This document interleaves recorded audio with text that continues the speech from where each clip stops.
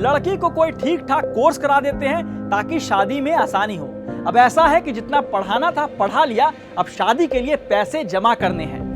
एक तरफ देश में ये वाला लॉजिक चल रहा है और दूसरी तरफ अखबारों और मीडिया में हेडलाइन बन रही है, लड़कियों ने बिहार बोर्ड के 10वीं में किया टॉप, 12वीं में भी लड़कियां बनी टॉपर, लड़कियों ने सीबीएसई बोर्ड एग्जाम में लड़कों को फिर पछाड़ा।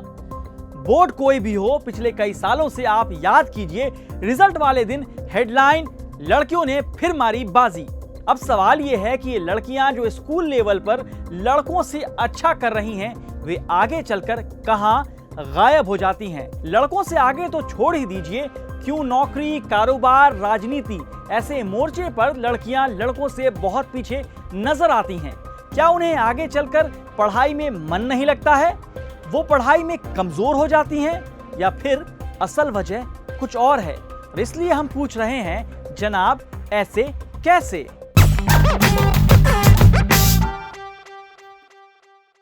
बिहार बोर्ड 10वीं की परीक्षा में इस साल 3 लोगों ने टॉप किया है। 3 में से 2 लड़कियां हैं। जमुई के सिमुलतला स्कूल की पूजा और शुभदर्शनी दोनों को 484 नंबर आए हैं, मतलब 96.80%। यही हाल 12वीं क्लास का भी था। साइंस, कॉमर्स और आर्ट्स तीनों ही स्ट्रीम में लड़कियों ने बाजी मारी। साल दर साल सीबीएसई बोर्ड एग्जाम में लड़कियां लड़कों को पछाड़ रही हैं।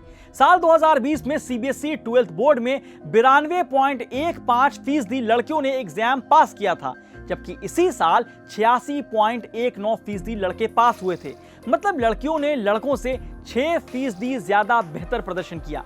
साल 2019 में 88.70% लड़कियां और 79.40% लड़के पास हुए थे। यही हाल सीबीएसई 10वीं बोर्ड का भी है। लेकिन अब रुकावट के लिए खेद का दौर शुरू होता है। आईआईटी जैसे संस्थानों की तरफ रुख करेंगे तो पाएंगे कि साल 2019 में देश के कुल 23 आईआईटी में करीब 946 फीमेल स्टूडेंट, मतलब सिर्फ 17% लड़कियों का एडमिशन हुआ है।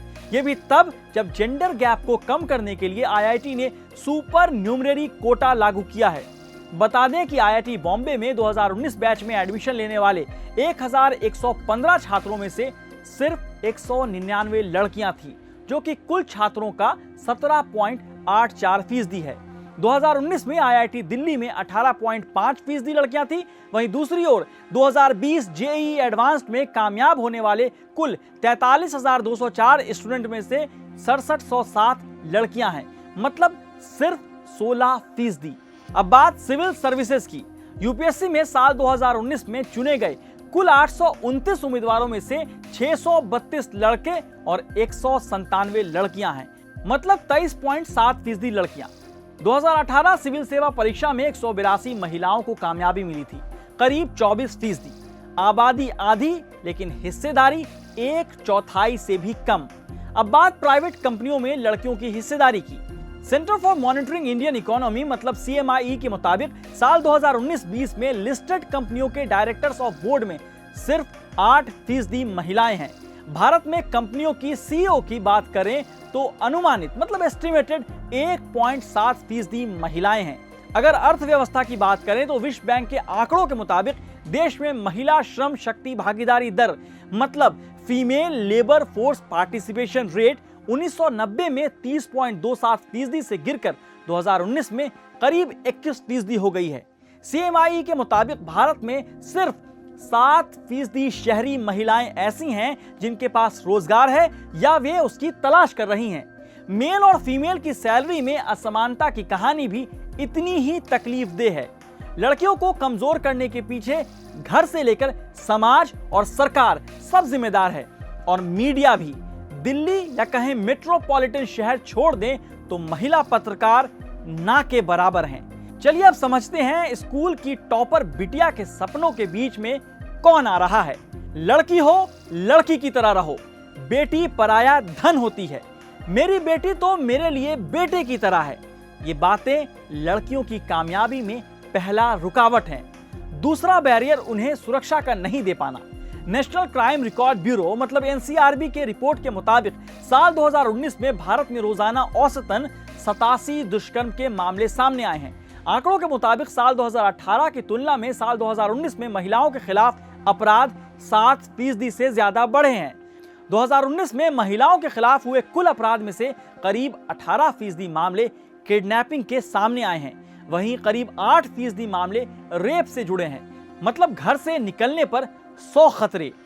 दहेज के लिए पैसे जुटाएं या आगे की पढ़ाई कराएं, ऐसी कुप्रथा आज भी जारी है।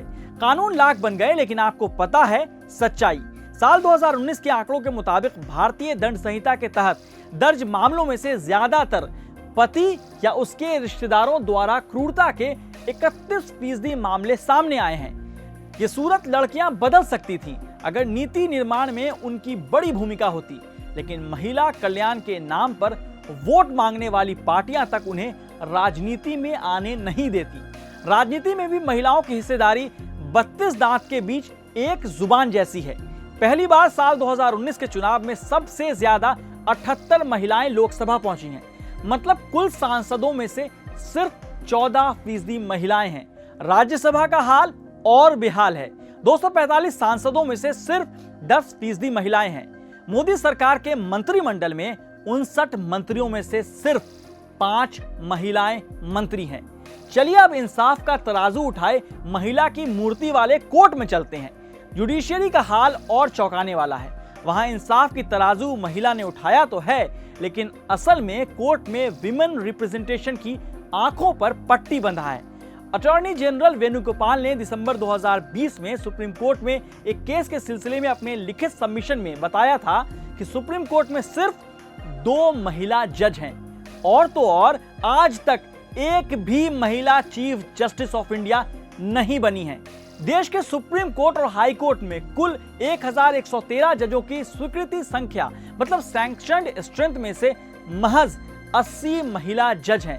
इन 80 महिला जजों में से 78 देश के अलग अलग हाई कोर्ट में हैं। मतलब कुल जजों की संख्या का केवल 7.2%।